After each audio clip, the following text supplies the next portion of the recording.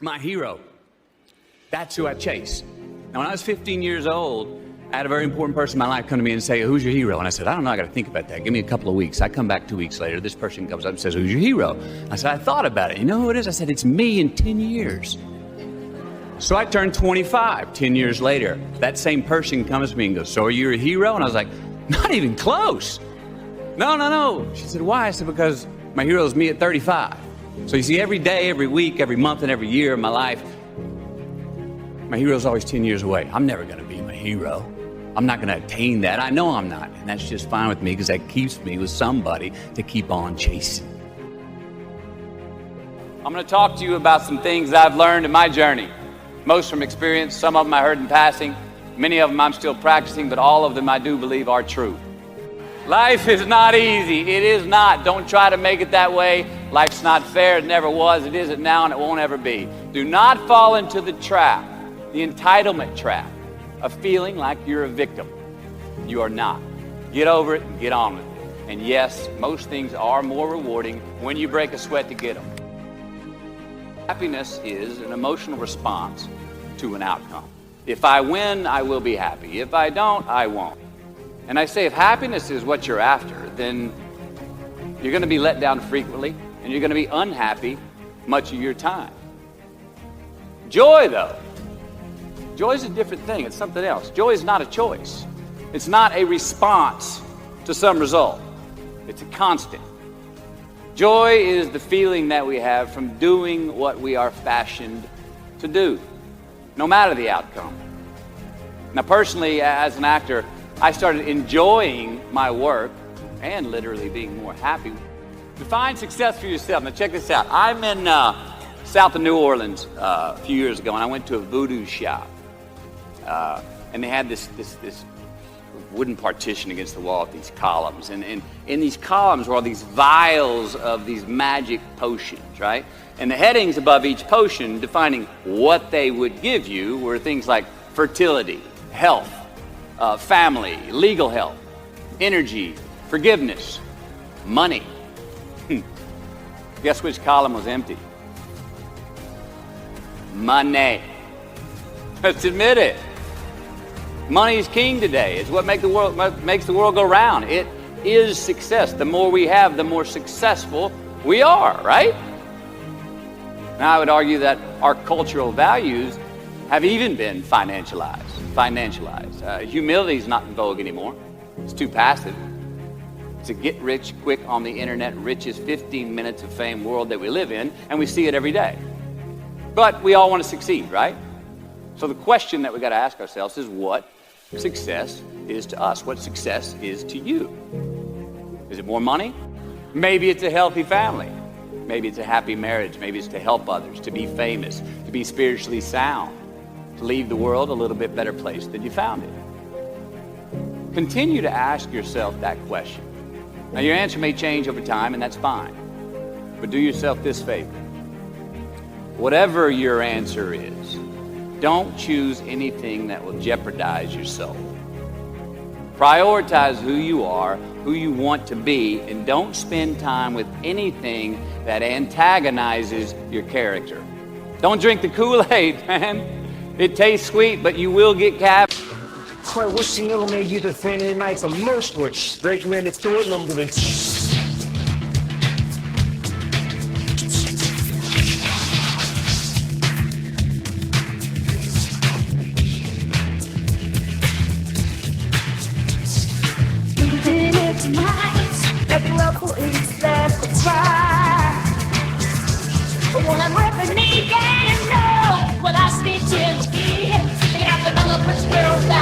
Don't let twerking done.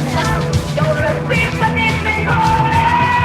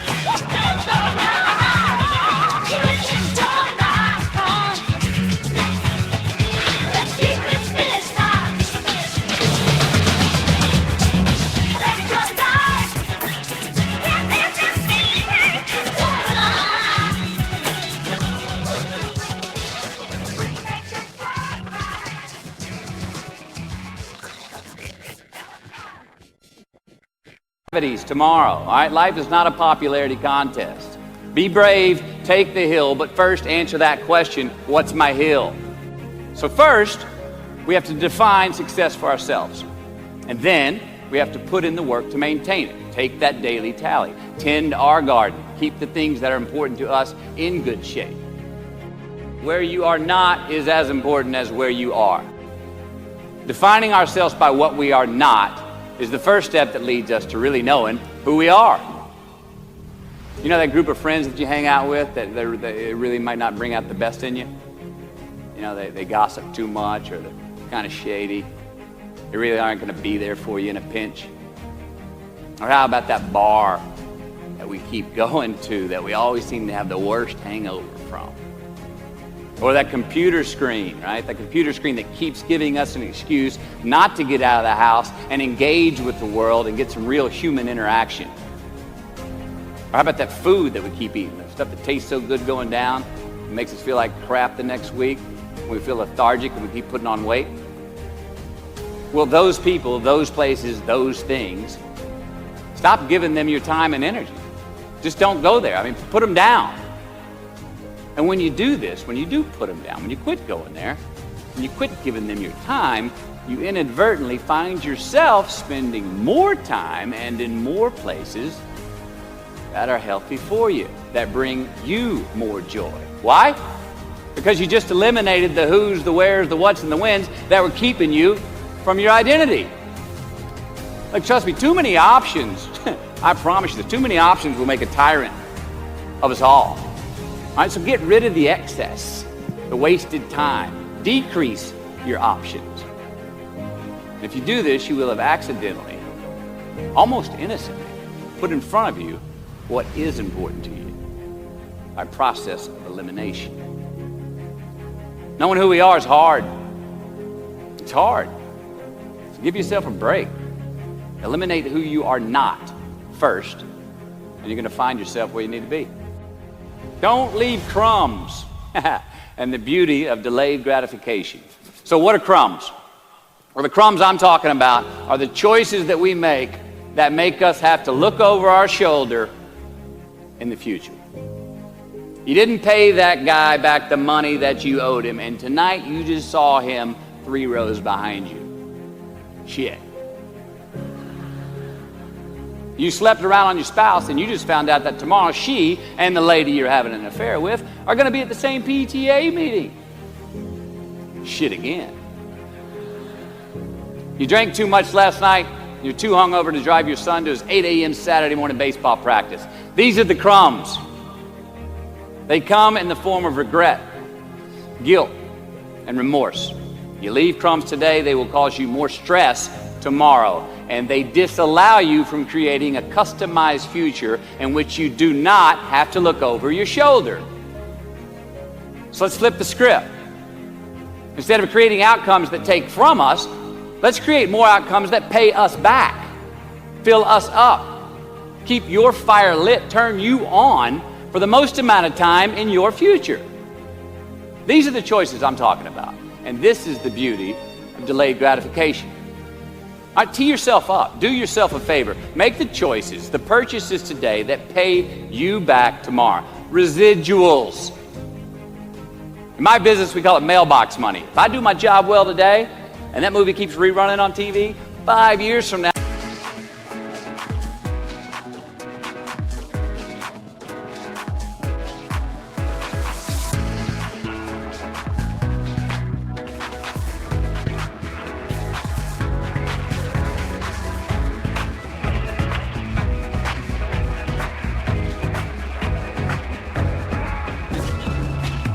I lose myself in a storm that I be losing all of time. This is when I feel alone, and I'm magically in your life.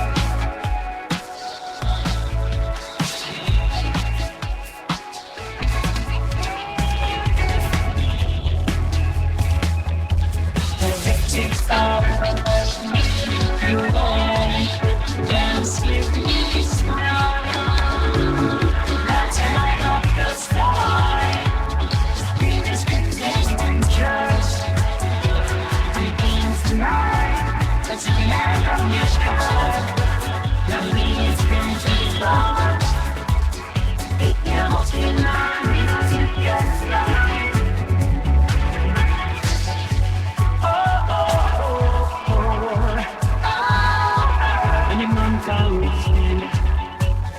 Where to go that living there? Why because the nation's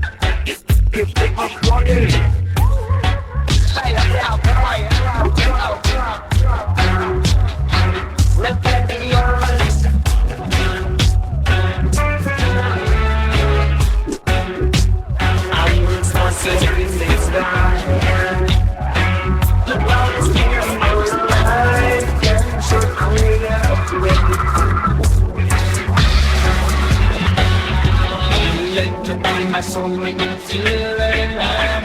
Around the from the tide, as I try to roll the dice with my angels, we can't deny.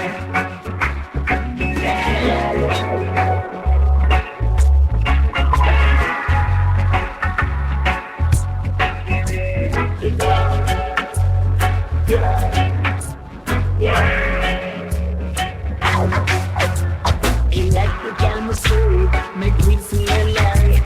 Then it's with you tonight.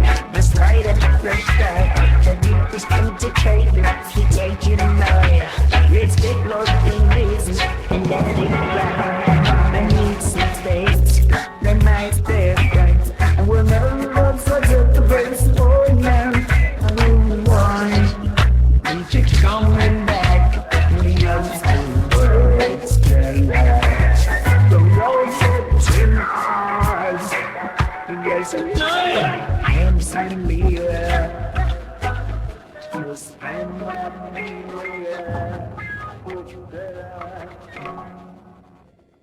Now, I'm getting checks in the mailbox.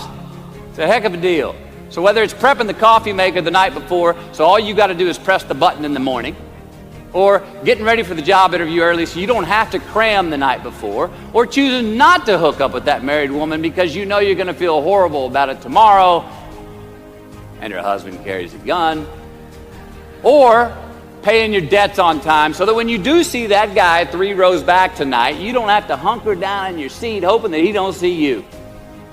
Get some ROI. You know what that is? Return on investment. Your investment. You. Customize your future. Don't leave crumbs. Make voluntary obligations. All right, mom and dad, since we were young, they teach us things as children. Teachers, mentors, the government, and on laws, they all give us guidelines for which to navigate this life. Rules to abide by in the name of accountability. I'm not talking about those obligations. I'm talking about the ones that we make with ourselves, with our God, with our own consciousness. I'm talking about the you versus you obligations. We have to have them. Now again, these are not societal laws, expectations that we acknowledge and endow for anyone other than ourselves.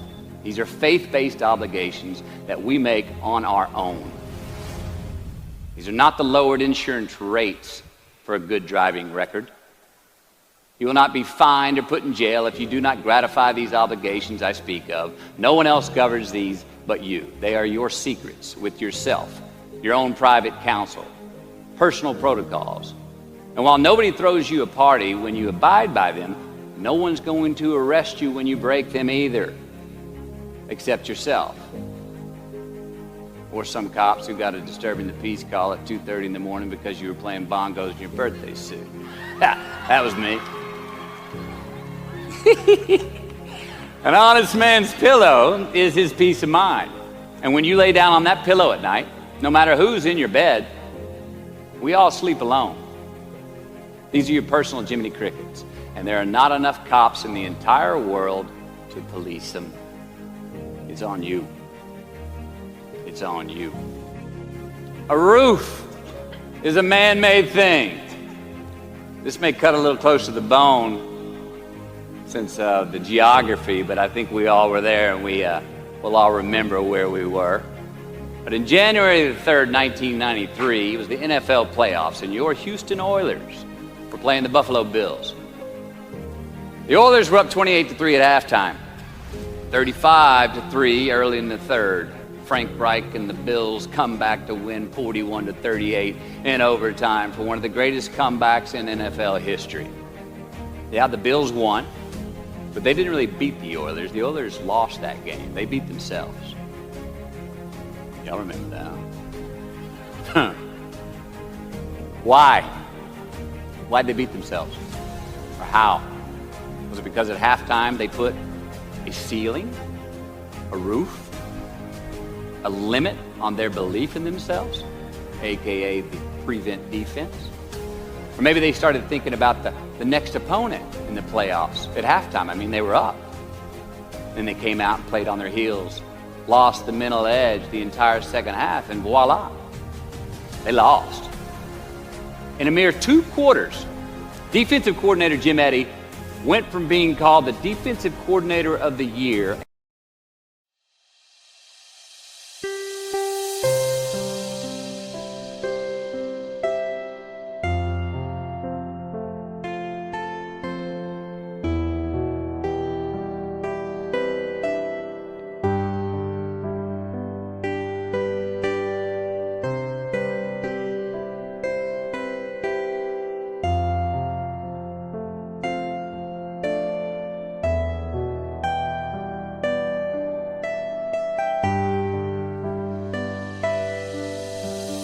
đời luôn luôn thế, hãy sống và yêu thật lòng. Có ai biết trước ngày mai như thế nào, hãy cứ trân trọng xung quanh ta, cười lên ngày mai đã đến, ta cắm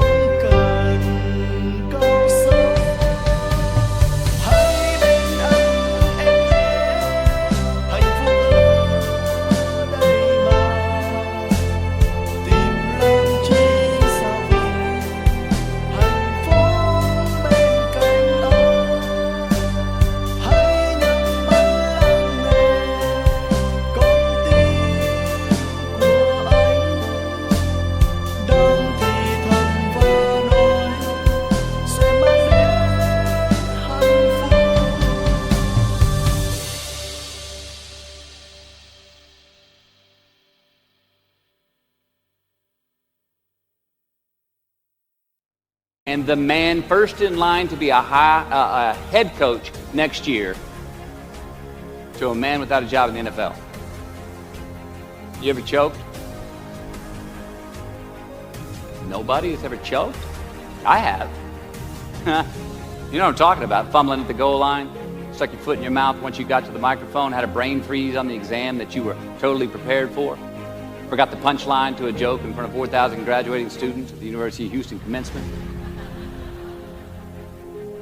Or maybe you've had that feeling of, oh my God, life just cannot get any better than this moment.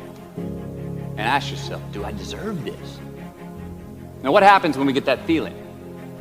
We tense up. We have this sort of outer body experience where we are literally seeing ourselves in the third person. And we realize that the moment just got bigger than us. You ever felt that way? I have. And it's because we have created a fictitious ceiling, a roof, to our expectations of ourselves. A limit where we think it's all too good to be true. But it's not. And it's not our right to say or believe it is. We shouldn't create these restrictions on ourselves. A blue ribbon, a statue, a score, a great idea, the love of our life, a euphoric bliss. Who are we to think that we don't deserve or haven't earned these gifts when we get them? It's not our right. But if we stay in process, all right, within ourselves, in the joy of the doing, we will never choke at the finish line. Why? Because we aren't thinking of the finish line. Because we're not looking at the clock. We're not watching ourselves on the Jumbotron performing the very act that we're in the middle of. No, we're in process. The approach is the destination, and we are never finished. Bo Jackson, what did he do? He used to run over the goal line, through the end zone, and up the tunnel. The greatest snipers and marksmen in the world, they don't aim at the target. They aim on the other side of the target. We do our best when our destinations are beyond the measurement, when our reach continually exceeds our grasp, and when we have immortal finish lines. And when we do this, the race is never over. The journey has no port. The adventure never ends because we are always on the way.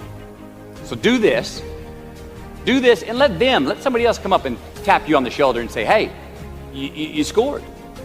Let them run up and tap you on the shoulder and say, man, you won. Let them come tell you, you can go home now. Let them say, I love you too. Let them say, thank you. Take the lid off the man-made roofs that we put above ourselves and always play like an underdog. Here we go. The late and great University of Texas football coach Darrell Royal. I don't know if y'all remember him. He won a national championship in '69. He won a couple of national championships. Hello, Darrell Royal. He was a friend of mine and a good friend of many people. Now, a lot of people looked up to this man. One of the people who looked up to him was a musician named Larry. Now, at this time in his life, Larry was in the prime of his country music career. He had #1 hits, and his life was rolling. And he had picked up a bad habit of snorting the white stuff somewhere along the line. And at one particular party, after a bathroom break, Larry went confident.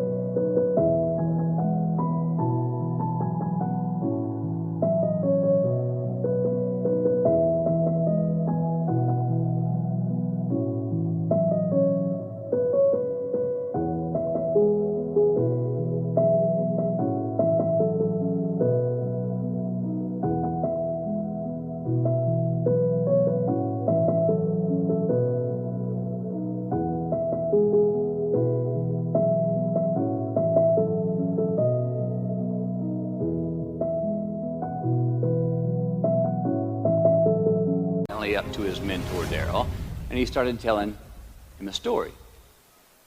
Coach Royal listened, as he always had. And when Larry finished his story and was about to walk away, Coach Royal put a gentle hand on his shoulder, and he very discreetly said, "Hey, Larry, you got something on your nose there, bud." Well, Larry immediately hurried to the bathroom mirror where he saw some of the white powder that he hadn't cleaned off his nose. He was ashamed. He was embarrassed. As much because he felt so disrespectful to Coach Royal, and as much because he'd obviously gotten too comfortable with the drug to even hide it as well as he should. Well, the next day, Larry went to Coach's house. He rang the doorbell. Coach answered, and he said, "Coach, I need to talk to you." Daryl said, "Sure, come on in." Larry confessed.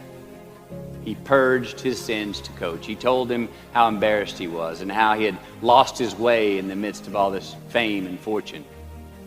And towards the end of an hour, Larry, who was in tears, he asked Coach, he said, "Coach, what do you think I should do?"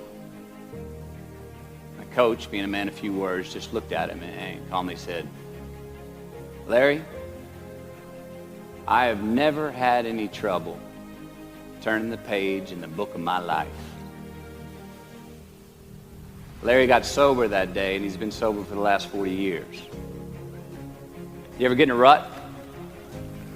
You know what I'm talking about? You get in a funk? Get stuck on the merry-go-round of a bad habit? I have. Look, we're going to make mistakes. You got to own them. Then you got to make amends.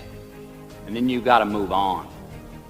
Guilt and regret kills many a man before their time. So turn the page. Get off the ride. You are the author of the book of your life. Turn that page.